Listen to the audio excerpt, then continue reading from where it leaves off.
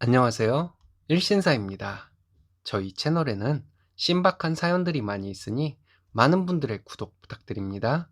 이번 사연은 부잣집 딸인 형님과 비교하며 온갖 모욕을 주던 시어머니와 형님의 얼굴에 제삿날 탕국을 뿌려버리고 연을 끊었다는 분의 사연인데요.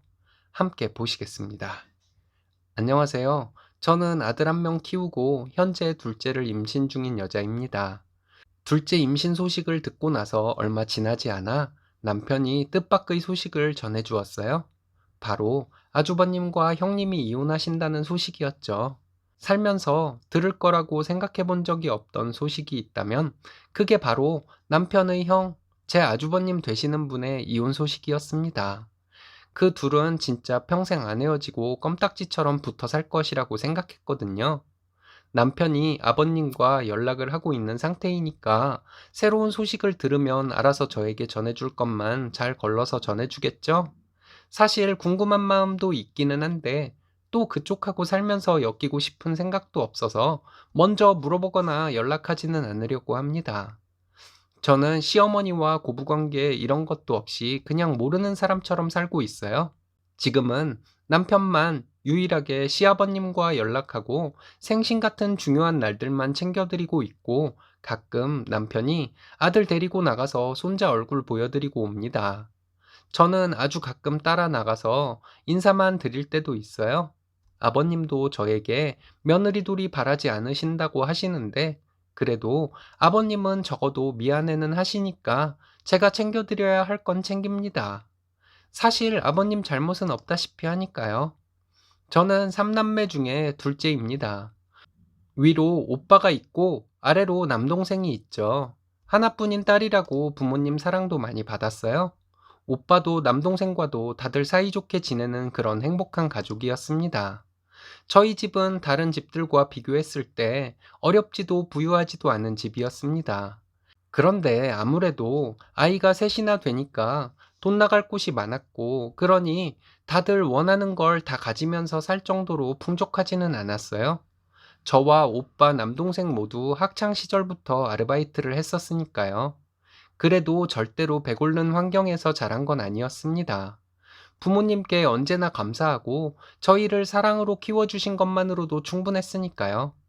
오빠는 고등학교 졸업한 후에 대학에는 별 뜻이 없다고 바로 군대를 가서 부사관이 되었습니다. 이것도 온전히 오빠의 선택이었고요. 저는 대학을 갔습니다. 가고 싶었던 4년제 대학을 갔고 장학금을 받고 부모님께서 학비 적금 들어두셨던 것도 보태주시고 오빠도 월급과 오빠 학비로 들어둔 적금이 필요 없어졌다고 그것까지 보태주셨어요. 대학교 3학년 때 남편을 만났습니다. 당시 남편은 취업을 해서 사회생활을 시작한 상태였는데 제가 남편 회사랑 가까운 카페에서 아르바이트를 했고 남편이 저를 보고 먼저 연락처를 준 후 사귀게 되었습니다. 일단 말씀드리고 싶은 건 남편은 아주 바르고 선한 사람이에요. 마음씨 곱고 말다툼할 때도 언제나 먼저 사과하고 제 기분 풀어주는 사람입니다.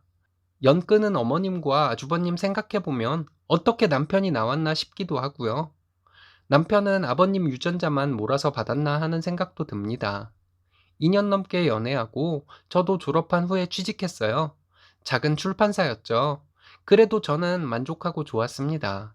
일단은 첫 직장이니 그렇게 큰 곳에서 시작하는 것보다 경험 쌓기에 좋을 것이라고 생각했고요.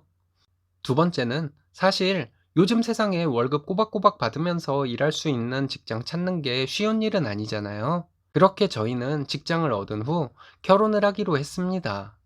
결혼식이나 그런 거 둘 다 거하게 할 생각 없었어서 언제 하든지 상관없었거든요. 크지 않게 간소하게 챙길 것만 챙겨서 결혼하고 둘이 같이 열심히 모을 생각이었어요. 결혼 준비 때부터 시어머니 차가운 기운은 눈치챘었습니다. 상견례에서 대놓고 브랜드까지 언급하면서 이 정도는 해주시는 거죠? 사실 제 지인들은 더 받았다는데 사돈 사정이 그 정도는 안 될 것 같아서요. 라고 대놓고 저희 부모님께 그러더라고요. 저도 결혼 준비하면서 남편 집안이 제 생각보다 더 부유한 집안이라는 걸 알게 되었습니다. 아버님이 사업하시면서 재산을 많이 불려놓으셨거든요. 남편 때문에 참았어요. 말씀드렸다시피 저희 남편은 어머님과 아주 다르거든요. 남편은 어머님이 돈돈돈 하는 것도 싫어하고 아버님 성격을 더 많이 닮은 편이에요. 또 장남이라고 아주버님하고 은근히 차별받으면서 자라서 그런 것도 있고요. 아주버님도 처음 만났을 때부터 재수 씨, 형보다 동생이 먼저 장가가게 만드셨으니 위로 차원에서 넉넉하게 챙겨주실 거죠?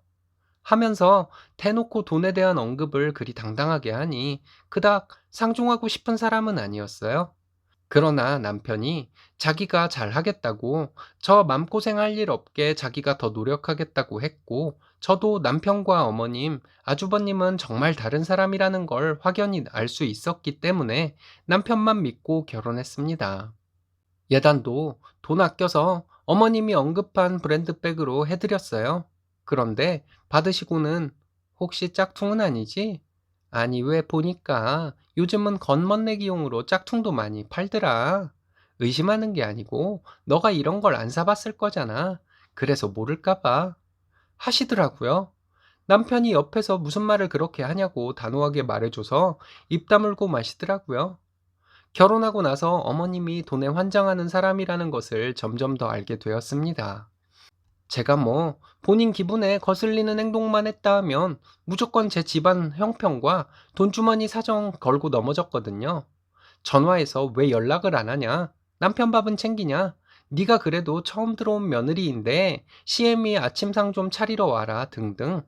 처음에는 그래도 어머님이시고 시댁에 예뻐 보이고 싶어서 정말 주말 아침부터 가서 아침상 차려드린 적도 있는데 상 받으시고는 반찬이 이게 뭐냐? 돈 좀 팍팍 써서 장 봐라. 하긴 써본 적이 있어야 알겠지. 하시면서 저 무시하시고 정말 서러웠어요. 남편이 전화해서 뭐라 쏘아주니 그 후부터 아침상 얘긴 다신 안 하시더라고요.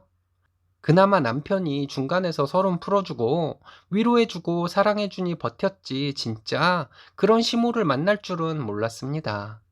저희 부부가 결혼한 지 6개월 정도 지났을 때 아버님께서 남편에게 전화하셨습니다.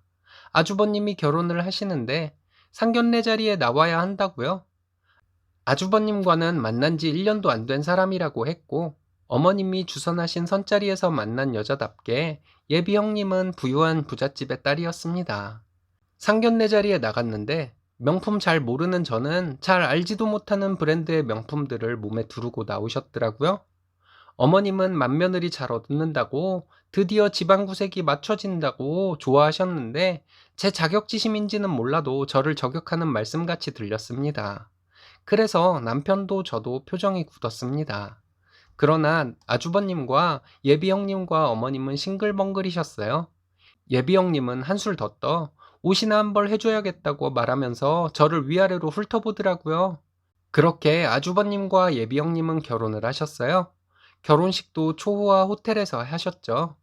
아주버님 결혼하시고 어머님은 가족들을 자주 불러 모으셨어요. 그리고 그 모이는 자리는 저와 형님을 비교하기 위한 자리 같았습니다. 형님은 언제나 우리 새아가, 우리 큰며느리 이런 호칭으로 불렸고 저는 늘 야, 너, 쟤 였어요.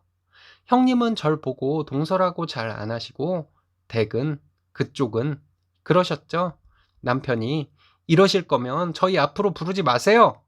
하고 정색하고 한번 얘기하니 좀 나아지긴 했지만 그래도 제가 느끼는 건 별로 변함이 없었습니다. 그러던 어느 날 어머님이 이제 제사상은 며느리들이 봐야 할 것 같다 하시더라고요. 그러면서 큰애기는 곱게 자라서 이런 거 모르니 네가 해라 하는 식으로 제게 말씀하셨습니다. 정말 기도 안 찼죠. 그 자리에서 남편이 저 데리고 나오려고 하는데 형님이 붙잡았어요. 자기가 큰 며느리인데 그래도 해보겠다고 하더라고요. 그러자 어머님이 제안하셨어요. 둘이 음식을 해와서 더 맛있는 사람 음식을 올리자고요. 그렇게 제 의사는 전혀 반영되지 않은 제사 음식 경쟁이 시작되었습니다. 남편은 집에 와서 하지 마. 그냥 하지 마. 그냥 안 하겠다고 해. 아니, 그냥 우리 제사 가지 말자. 라고 자기가 더 열을 냈습니다. 그러나 저를 무시하던 얼굴이 떠올라서인지 이 유치한 경쟁에 오기가 생기더군요. 아니, 나 해본다. 라고 남편에게 말해버렸습니다. 참고로 시어머니만 저를 무시하고 싫어하는 것을 대놓고 티내곤 하셨지만 저희 아버님은 절 예뻐해 주셨었고요. 친정은 제사는 안 지냈지만 엄마 음식 솜씨가 좋다고 친척들에게 인정받는 분이거든요. 손이 크기도 하지만요. 엄마는 일을 하시면서도 요리하시는 것을 좋아하셔서 친정가족은 명절 음식으로나 먹는 음식들을 명절이 아닌 때도 먹곤 했었습니다. 제삿날이 다가오자 저는 엄마에게 도움을 요청했어요. 물론 제가 맘고생하고 싫은 소리 들었단 얘기는 안 하고 나도 시댁에서 예쁨 좀 받아보게 하고 핑계를 댔죠. 엄마한테서 각종 전이랑 육전이랑 탕이랑 나물 무치는 법 등을 열심히 배웠습니다. 제사 전날에 전이랑 다 부쳤고 탕은 가서 끓이기만 하면 되도록 준비 다 해놓았어요. 제삿날이 돼서 남편이랑 같이 시댁에 갔더니 형님도 준비해 놓은 제사 음식을 가져오셨더라고요. 사실 저는 그래도 자신은 좀 있었어요. 엄마 음식 솜씨는 정말 어디 내놔도 자랑할 수 있었거든요. 음식 평가한다고 제사 지내는 시간보다 2시간 정도 일찍 모였어요. 아주버님이랑 아버님 퇴근하실 때까지 기다렸고요. 어머님이 호들갑을 떨면서 젓가락을 먼저 드시고 아버님도 음식들을 맛보셨어요. 그래도 제사상 올릴 음식이니까 아버님도 진지하게 맛보시더라고요. 어머님은 형님 음식 드시고는 어떻게 처음 하는데 이렇게 맛있냐고 온갖 칭찬을 다 하셨어요. 역시나 제 칭찬은 없었죠. 상관없었어요. 아버님은 둘 다 맛있다고 하셨으니까요. 저도 참 순진하다 못해 백치미가 끌어넘치는 한심이었던 게 아버님의 맛있다는 얘기만 가지고도 속으로 좋아했네요. 아주버님과 남편도 먹어보고 둘 다 먹기 좋고 제사상 올릴만하다고 하셨어요. 그러나 결국 서열순위라고 형님 음식이 올라가게 되었습니다. 정말 모든 게 어머님 뜻대로 되었죠. 형님의 음식들이 제사상에 올라가 전시되고 제 음식은 그냥 가족들 저녁 식사가 되어버렸습니다. 형님 음식은 무슨 기념품 마냥 손 하나 안 타고 상에 곱게 올라가 있고 제가 한 음식들은 제사가 끝난 후에 식탁에 올려져 모두의 뱃속으로 들어갔어요. 그러면서 하시는 소리가 네 음식도 맛은 있으니까 다음에는 네가 한 번 더 해봐라 이거였는데 정말 서럽고 기가 막혔습니다. 그렇게 기분 좋지는 않은 저녁 식사 자리가 끝나고 거실에 다 모여서 대화를 나누었습니다. 그런데 순간 아주버님이 배를 잡고 일어나셨습니다. 그러더니 갑자기 화장실로 막 달려가시더라고요. 한 10분 뒤에 아주버님이 창백해진 얼굴로 나타났습니다. 그런데 아주버님께서 그러시고 나서 한 15분 뒤에 갑자기 아버님도 배를 잡고 화장실로 달려가시더라고요. 약속이나 한 듯이 그 다음에는 제 배도 아팠습니다. 화장실에서 다 쏟아내고 나오니 이미 남편 얼굴도 하얗게 돼 있고 어머님은 진작에 작은 방 화장실에 가셨더라고요. 너무나 당혹스러웠습니다. 왜 제가 만든 음식으로 이루어진 저녁상에서 식사를 하고 다들 배탈이 났는지 사실 이건 어머님이 어떤 말을 하시던지 제 탓인 것 같았어요.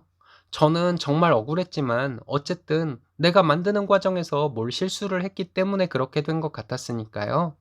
어머님은 펄펄 뛰시면서 제게 삿대질하고 소리치고 쌍욕도 섞어가며 화를 내셨습니다. 그날 어머님의 모욕적인 말을 한참 듣고 집으로 왔습니다. 그때 왜 뛰쳐나오지 못했나 지금도 후회가 돼요. 차 안에서 집에 돌아오는 내내 울고 있으니까 남편이 네 잘못 아니야 라고 달래주느라고 어쩔 줄 모르더라고요. 그 다음 제사가 3달 뒤였습니다. 당연히 외면받겠지만 저는 또 전을 부쳐서 가져갔어요. 그때 그게 제 잘못이 아니라는 걸 보여주고 싶었거든요. 음식을 본 어머님은 혀를 차시더군요. 그리고 형님도 음식을 해왔었습니다. 그때 형님이 어머님에게 남자들 퇴근할 때까지 내일 받으러 가자고 그러더라고요. 그리고 저는 어쩌냐고 물어보는데 어머님은 지가 뭘 받을 자격이 있어? 냅두면 자거나 하겠지. 하시고요. 그 말들을 저는 작은 방에서 숨죽여 듣고 있었습니다. 눈물이 와락 나는 걸 애써 참았어요. 외출 준비를 하러 들어갔는지 거실이 조용해졌어요. 살며시 거실로 나와 보니까 아무도 없더라고요. 아버님, 아주버님 남편이 퇴근을 안 해서 여자들 뿐이었는데 저는 혼자 남겨질 판이었죠. 이왕 이렇게 된 거 잠시 눈이라도 좀 붙이자 싶어서 다시 작은 방으로 들어가려고 했습니다. 그 순간 제 눈에 이상한 광경이 보였어요. 형님이 주위를 불안한 눈으로 두리번거리시더니 한쪽에 놓인 천으로 덮어둔 제 제사 음식 소쿠리로 다가가시더라고요. 그리고 쭈그려 앉으시더니 무언가를 주머니에서 꺼내서 그 위에 갖다 대고 흔들었습니다. 그 손이 흔들릴 때마다 하얀 가루 같은 게 제가 만든 탕과 나물무침과 전 위로 떨어졌어요. 다가가서 형님 팔을 확 잡아챘습니다. 형님은 깜짝 놀라 소리 지르시고 저는 형님 손에 들린 걸 빼앗았어요. 그것은 바로 가루약이었습니다. 정확히 말하면 설사를 유발하는 변비약이었던 것이죠. 형님, 이게 뭐예요? 지금 제 음식에 설사약 뿌리신 거예요? 설마 지난번에 그것도 형님 짓이에요? 제 음식에 일부러 설사약 넣으신 거예요? 제 다그침에 형님은 잠시 우물쭈물하더니 이내 빌듯이 말하더라고요. 미안해 동서. 근데 제사는 큰며느리가 챙기는 게 맞잖아. 내가 그때 동서 음식을 살짝 먼저 맛봤는데 너무 맛있더라고. 그래서 아버님이 동서 음식으로 올리자고 하실 것 같아서. 그 모습을 보는데 마음에 쌓여있던 것이 터져버렸습니다. 순간 저는 국자를 집어들고 탕국을 떠서 형님 얼굴에 확 뿌렸어요. 형님은 깍 소리를 지르셨고요. 미쳤어? 이거 얼마짜린 줄 알아?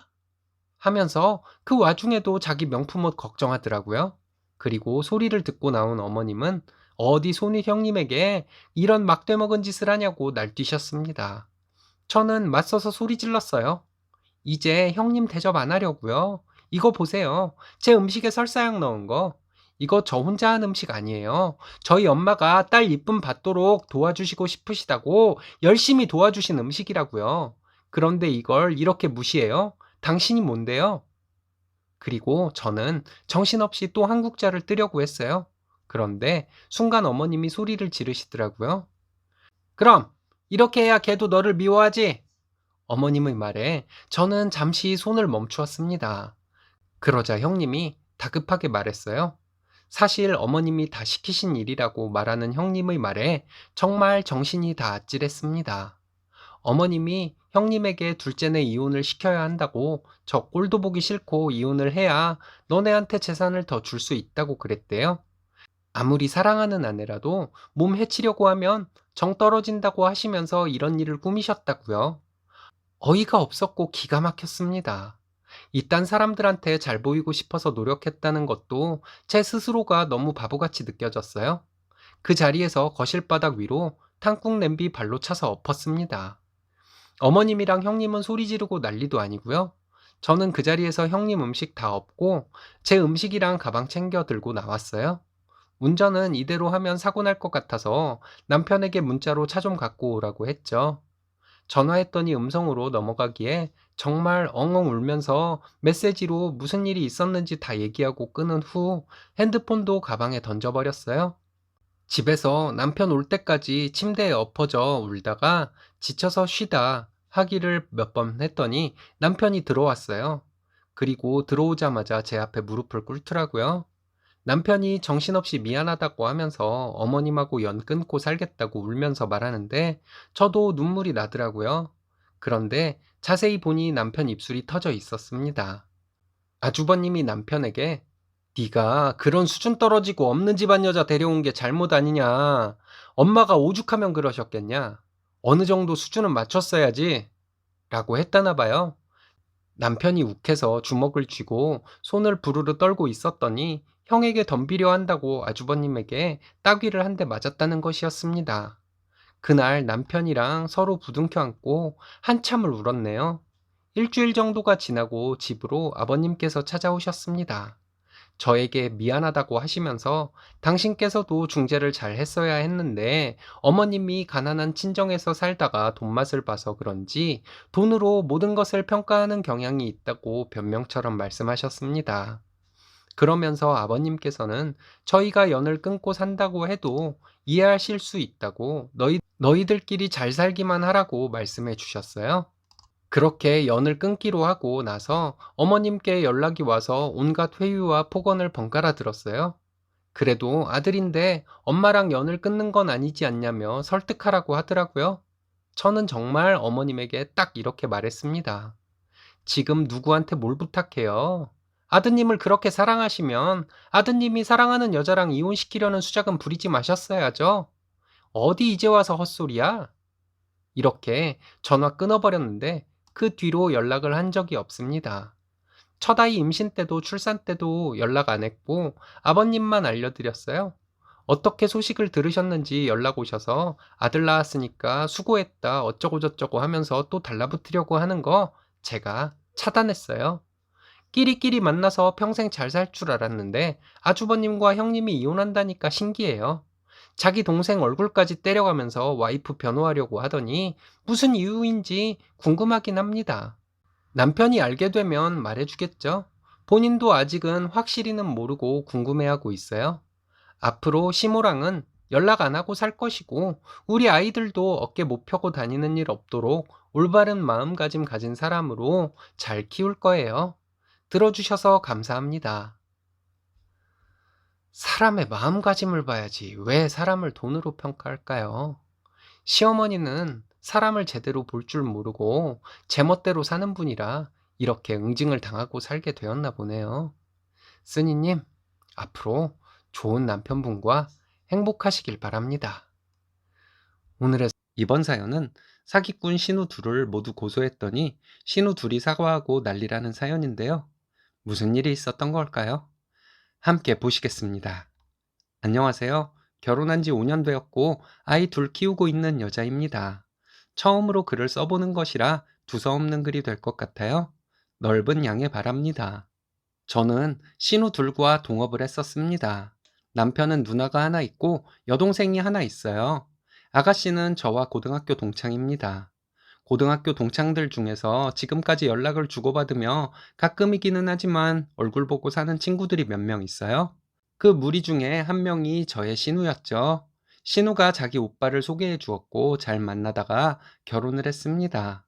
신우가 두 명이고 외아들이라 좀 꺼릴 수도 있겠지만 아가씨가 그리 모난 성격도 아니었거든요.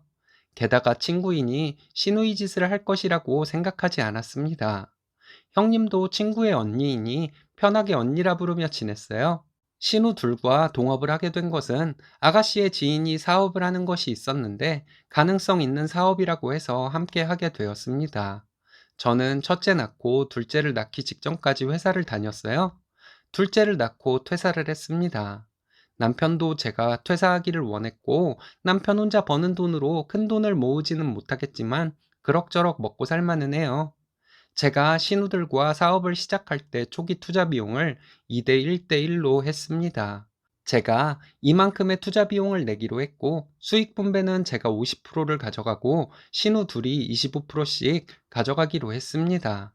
신우들은 둘 다 돈이 없다고 비용 모으는 것을 차일피일 미루어서 결국은 제가 모아둔 돈으로 초기 투자 비용을 전부 했어요.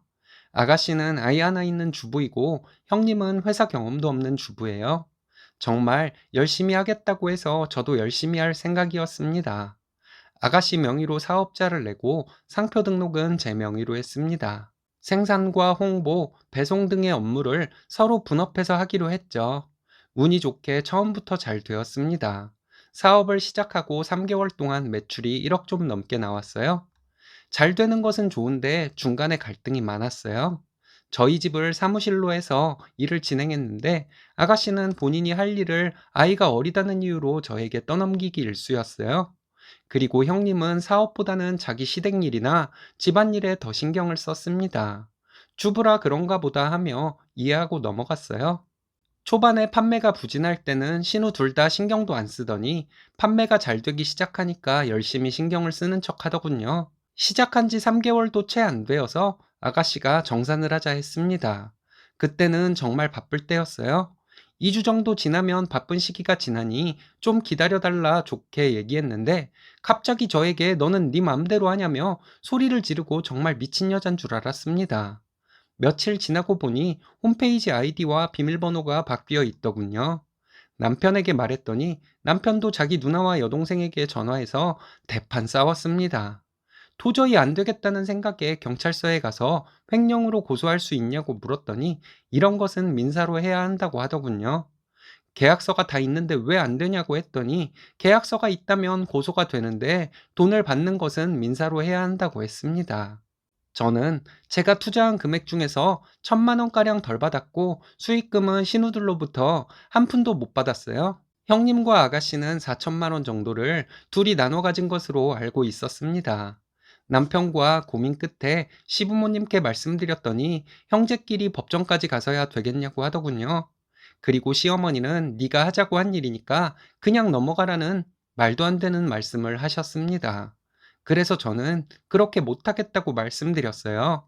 그 돈은 남편과 결혼하기 전에 내가 모은 돈이고 신우들은 수익금도 본인들이 다 가져갔고 내 돈도 모자라게 돌려주었다고 말했습니다. 시어머니는 좋게 해결하라고 하시는데 정말 가재는 개편이라는 말이 떠오르더군요. 신우들이 돈 문제로 이럴 사람들이 아니라고 생각했는데 정말 큰 배신감이 느껴지더라고요. 통장에 큰 돈이 들어오니 이성을 잃었는지도 모르죠. 계약서를 안 쓴 것도 아닌데 어떻게 이렇게 막무가내로 나올 수가 있는지 이해가 안 가더군요. 남편과 상의 끝에 신우들을 횡령으로 고소했습니다. 겁은 많은지 바로 연락이 왔어요. 형님은 집으로 찾아오겠다고 소리를 지르는데 남편이 제 전화기 뺏어서 욕하고 소리 지르고 싸웠습니다.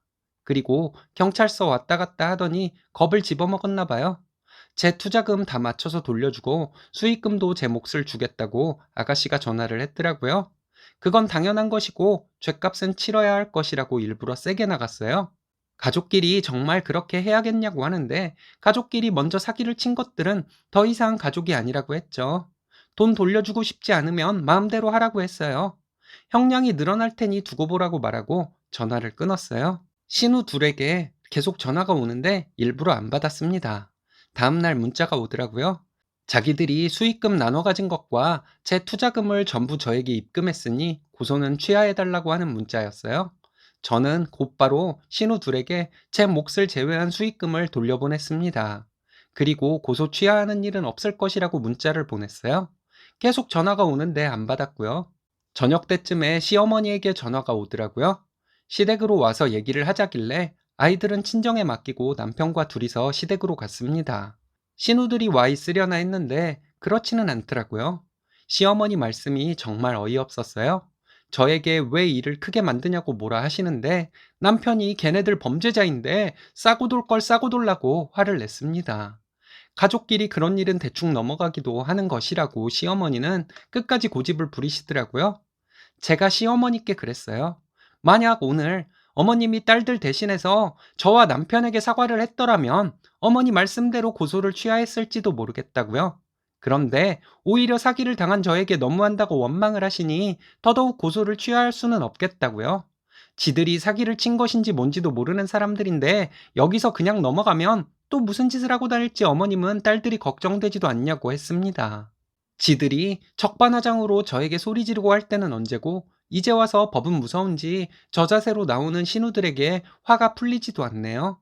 남편은 절대 취하해주지 말라고 하는데 저도 그러고 싶지만 고민되네요. 어떻게 하는 것이 좋을지 많은 분들이 지혜를 빌려주시면 좋겠습니다.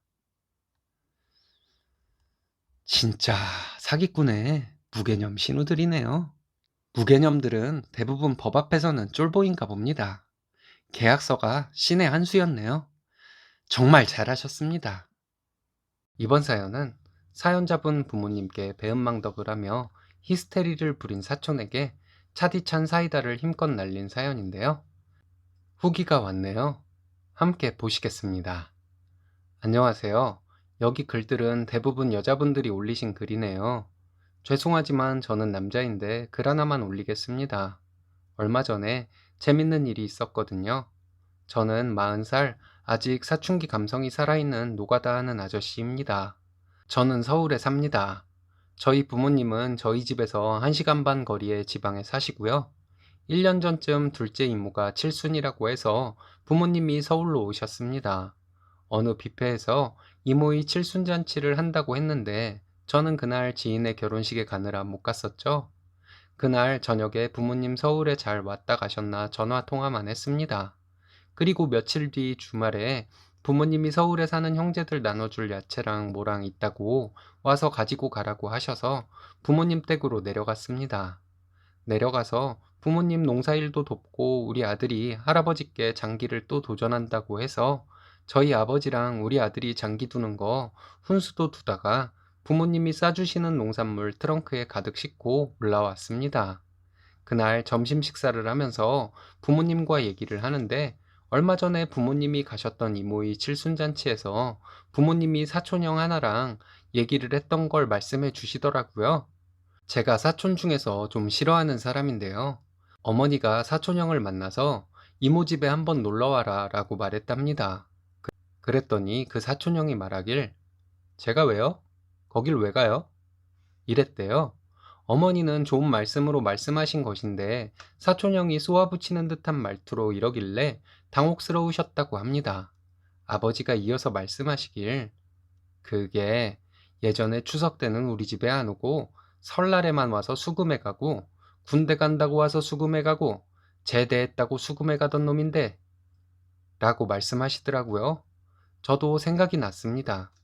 그 사촌형은 저희 집에 평소에 놀러 오거나 하는 일이 없었는데요. 아버지가 말씀하신 때뿐이 아니라 자기 학교 졸업했다고 입학했다고 하면서 저희 부모님을 찾아와서 인사를 드리던 사람이었죠. 까놓고 말씀드리자면 저희 부모님이 좀 부자입니다.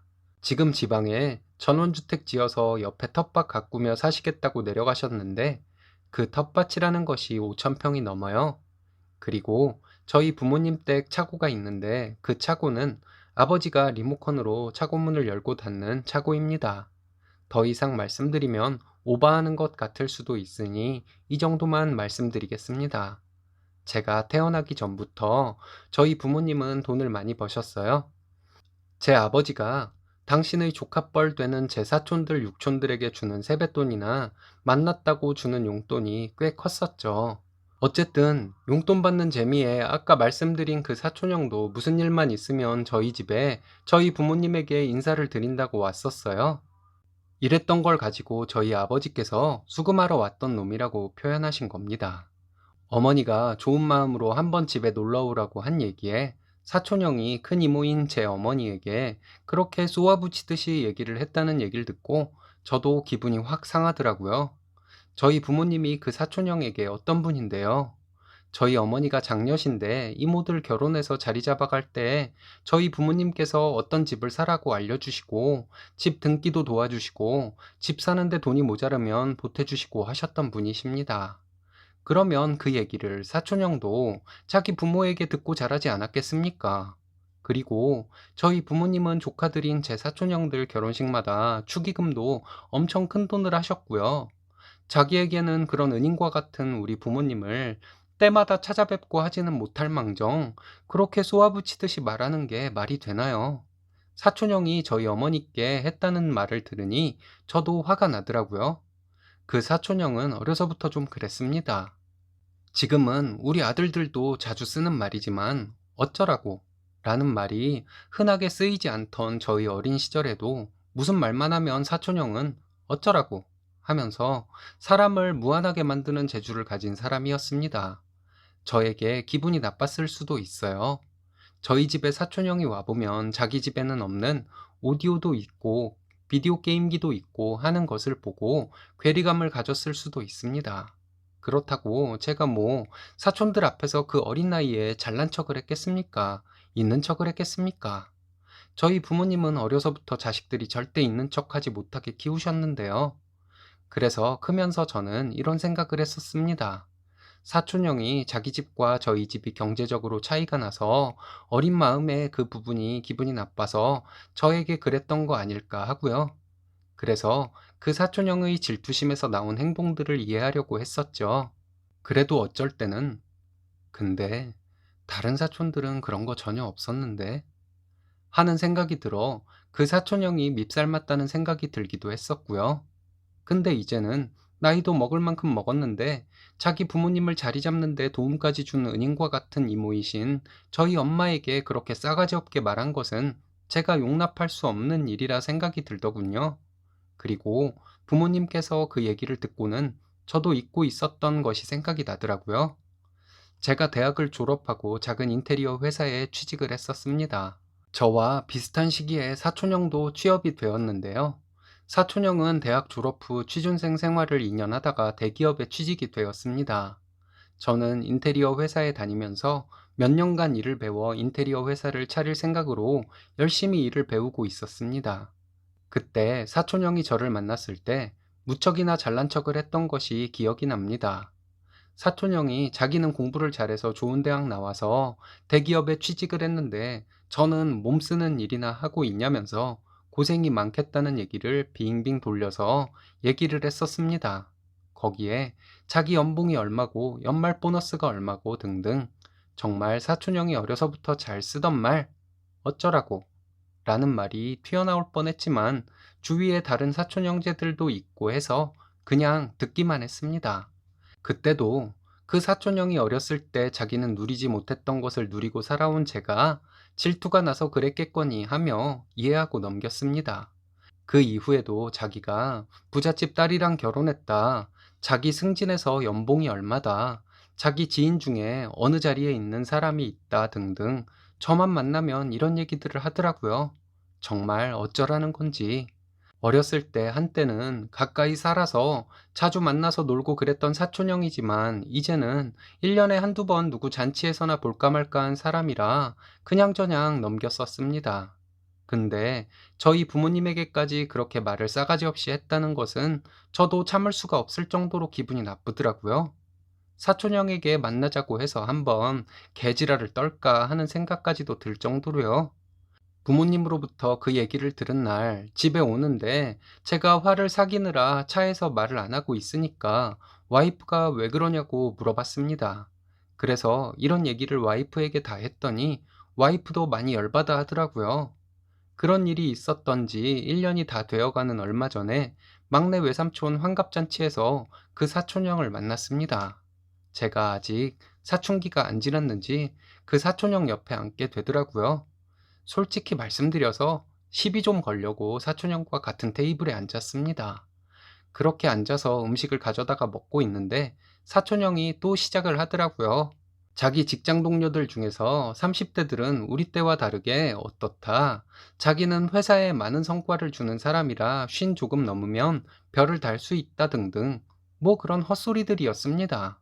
진짜 어쩌라고요. 그러더니 자기 집 이사했는데 한번 오라고 하면서 저보고는 지금도 그 빌라에 사냐고 하더라고요. 그래서 그렇다고 했는데 사촌형이 저에게 얼른 돈 벌어서 좋은 아파트로 이사 가야지 라고 했습니다. 잘 걸렸다 싶었습니다. 얼씨구나 하며 제가 사촌형에게 아버지가 준 빌라 꼭대기층 독채로 살고 있어서 건물 관리도 해야 하고 그래서 이사를 못 간다고 얘기했습니다. 사촌형 표정이 좀 놀라는 표정이더라고요.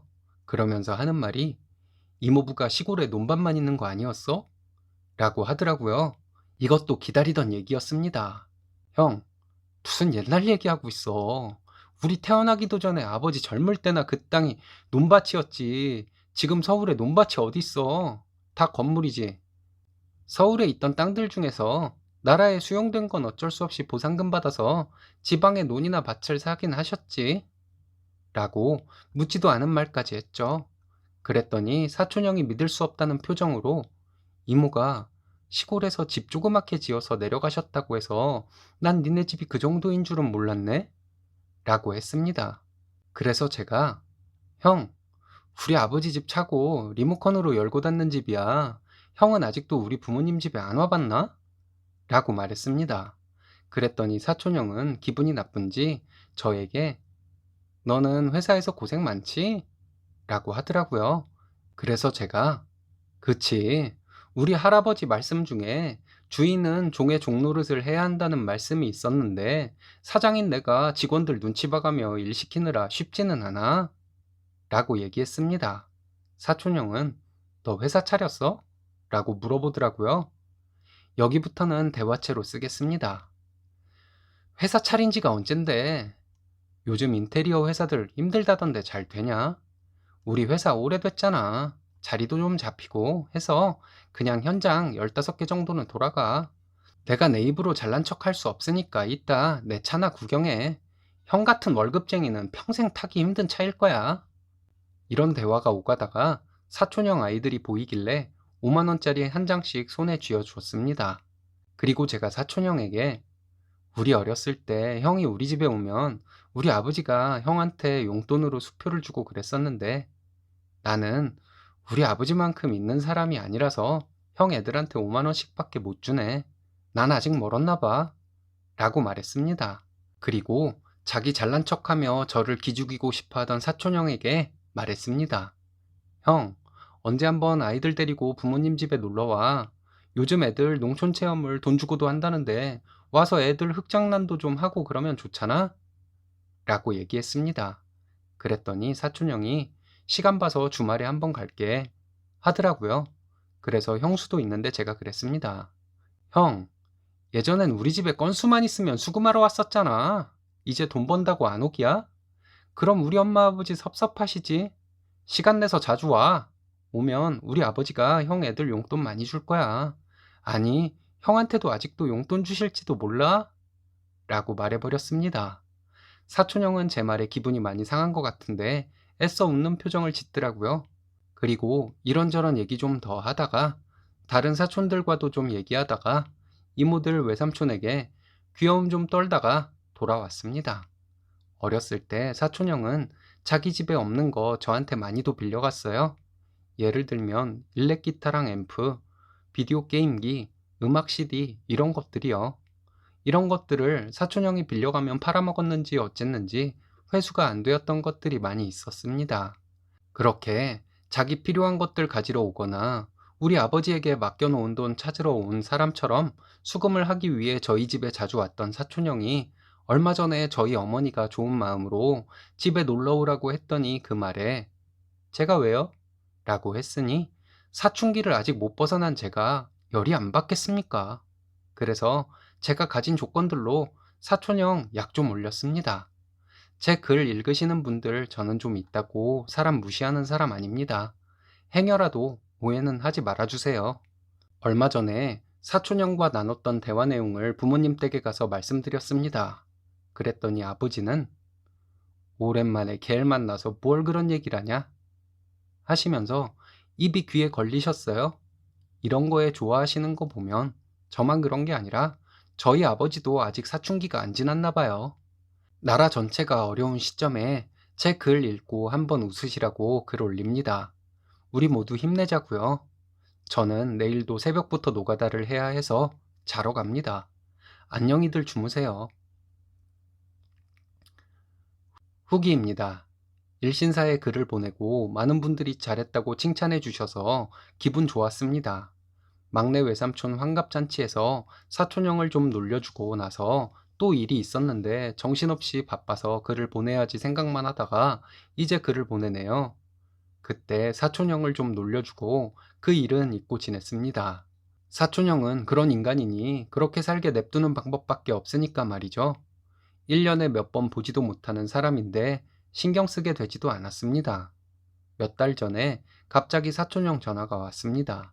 받아보니 저희 부모님 댁 근처로 사촌형네 가족들이 놀러 가는데 저희 부모님 댁에 한번 들르겠다고 하면서 주소를 찍어달라고 하더군요. 형이 웬일로? 하면서 좀 깐족거리고 싶기도 했지만 그때 바쁘기도 해서 알겠다고 하고 톡으로 부모님 댁 주소를 보내주었습니다. 언제 가려고 하냐 했더니 일요일 점심쯤 저희 부모님 댁에 갈 것이라고 했습니다. 일요일에는 저희도 모든 현장이 쉬어서 토요일 저녁에 부모님 댁에 가서 자고 일요일에 사촌형 가족 대접한다고 음식도 준비하고 했어요. 사촌형이 와서 함께 식사도 하고 저희 아이들과 사촌형네 아이들은 금세 친해져서 마당에서 자기들끼리 잘 놀더라고요. 저희 아버지께서 사촌형에게 직장 다니느라 고생이 많다고 했더니 사촌형은 또 허세를 부리더라고요.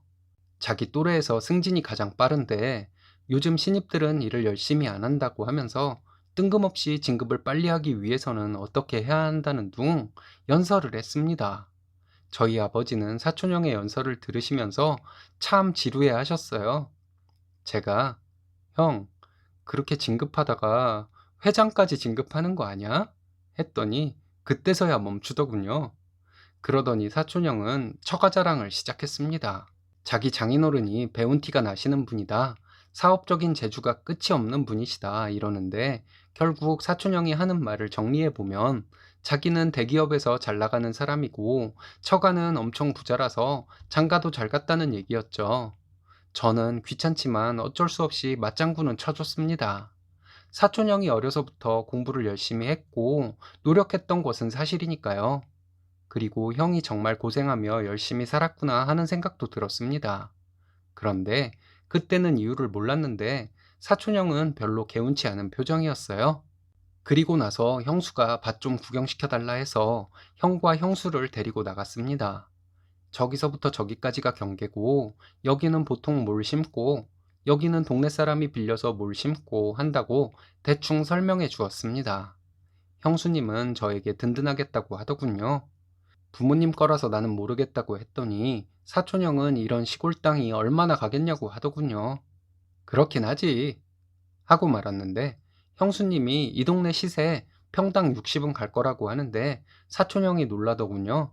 사촌형 눈동자가 멍해 보이는 게 머릿속으로 곱하기 하고 있었나 봐요. 형수님은 이것 말고도 이모부님이 가지고 계신 것이 엄청 많다고 들었는데 저보고 게으르지 않게 사업 열심히 하고 사는 것이 보기 좋다고 하는데 정말 형수님 사랑해요 라고 말할 뻔했습니다. 그 이후에 사촌형은 시무룩한 표정으로 열심히 잘난 체 하다가 갔습니다. 신나게 자기 잘난 체를 해놓고 왜 시무룩해서 갔는지 저는 사실 몰랐어요. 사촌형이 가고 집 정리 좀 한 다음에 저희도 집으로 돌아오는데 차에서 와이프가 얘기해줘서 알게 되었습니다. 사촌형이 잘난 체를 했던 것이 저를 열받게 하려고 한 것인데 제가 계속 사촌형의 말에 공감을 해주고 고생했다고 맞장구를 쳐주니까 자기가 되려 열받아서 사촌형 표정이 안 좋았던 것이라고 와이프가 말해 주었습니다. 저는 얼른 이해가 되지 않아서 그런가 하고 말았어요. 노가다가 뭐 그런 사람의 미묘한 감정까지 이해할 수 있겠어요. 부수고 새로 만들고 하는 것만 잘하면 되죠. 그런데 아내는 이게 진짜 사이다라고 또 사연을 보내라고 해서 보냅니다. 저는 또 내일 노가다를 해야 해서 일찍 잡니다. 여러분들도 안녕히들 주무세요. 한 번은 사촌형 기죽이고 한 번은 덤비는 사촌형 안 받아줘서 열받게 하시고 쓰니님 정말 사촌형 킬러시네요. 효자시라 복 받으시나 봅니다. 이번 사연은 쓰니님 자매의 외모를 비하하던 시모와 시누이의 코를 납작하게 만들어 주었다는 사연인데요. 대박 사이다네요. 함께 보시겠습니다. 안녕하세요. 얼마 전에 제 동생 결혼식에서 저희 시어머니와 신우가 놀라 뒤로 넘어갈 뻔했던 것이 너무 사이다여서 이렇게 일신사에 글 보내요. 동생 결혼식 후에 시댁에 가서 한 번 더 시어머니와 신우 염장 좀 질러주고 왔습니다. 신랑도 저에게 신우가 자기 동생이지만 참 재수없었는데 말 잘했다고 하면서 고소하다고 했어요. 시어머니와 신우는 저와 제 여동생이 통통하다고 말이 참 많았습니다. 저는 키가 158인데 몸무게는 60kg 나가요. 제 동생은 저보다 키가 5cm 정도 큰데 몸무게는 아마도 저와 비슷할 거예요. 시어머니와 신우는 제 동생이 그렇게 뚱뚱해서 시집은 어떻게 가겠냐고 하던 사람들이었습니다. 저는 사람들 보기에 따라 뚱뚱하다고 할 수도 있고 통통하다고도 할 수도 있는 몸매죠. 신랑은 키 180에 호리호리한 체형입니다. 현재의 제 상태가 자기는 좋다고 살 빼지도 말고 더 이상 찌지도 말라는 사람이에요. 신랑은 쭉쭉빵빵도 좋기는 하지만 요즘 쭉쭉은 흔해도 빵빵까지 갖춘 여자는 드물다고 하면서 암튼 자기는 마른 여자 별로라고 했습니다. 그래도 저는 건강과 내 자신감을 위해서 항상 살을 빼고 싶어요. 퇴근하면 저녁을 먹은 후에 밖에 나가 1시간 정도 빨리 걷기를 하고 옵니다. 야근을 하는 날과 주말에는 건너뛰는 경우가 있기는 하지만 꾸준히 하고 있습니다. 신랑이 자꾸 야식 먹자고 꼬셔서 넘어가는 경우가 가끔 있는데 맛있게 먹으면 0칼로리라고 신랑과 얘기하며 맛있게 먹습니다. 야식을 먹고 나서 마음속에 밀려드는 후회와 반성을 애써 외면하는데 그거 외면하기 쉽지는 않아요. 저는 30대 중반 아이 둘 있는 여자입니다. 현재는 둘째 낳고 육아휴직 중이에요. 2달 뒤면 복직이네요. 아이 둘 낳고 이 정도 살찐 건 괜찮다고 주변에서 말해주지만 워낙 신랑이 날씬해서 비교되는 것 같아 살을 빼고 싶은 마음이 더 드는 것 같습니다. 이렇게 말하면 제가 아이 낳고 살이 불어난 것 같이 들리실 수도 있겠네요. 이건 비밀인데 저 고등학교 때부터 이 몸매였어요. 시댁 식구들은 모두 날씬합니다. 아버님은 배가 조금 나오신 정도이고 시어머니와 시누이 모두 마른 체형이에요. 신우는 마른 체형을 유지하기 위해 관리도 열심히 합니다. 함께 밥을 먹을 때 보면 신우는 반 공기도 안 되게 먹어요. 군것질도 별로 안 하는 것 같고요. 신우는 키가 165 조금 넘습니다. 신우는 몇 군데 고쳐서 평범한 얼굴인데 자기 외모에 대해 굉장한 자신감을 가지고 있어요. 제가 보기에는 키 좀 크고 마른 평범한 여자인데 신우는 자기가 늘씬하고 예뻐서 남자들에게 인기가 많다고 항상 자랑을 했습니다.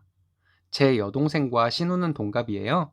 신랑과 연애 때부터 제 여동생과 신우를 함께 만나서 놀기도 하고 그래서 제 동생과 신우는 둘이 사돈간이지만 격없이 친구처럼 지내왔습니다.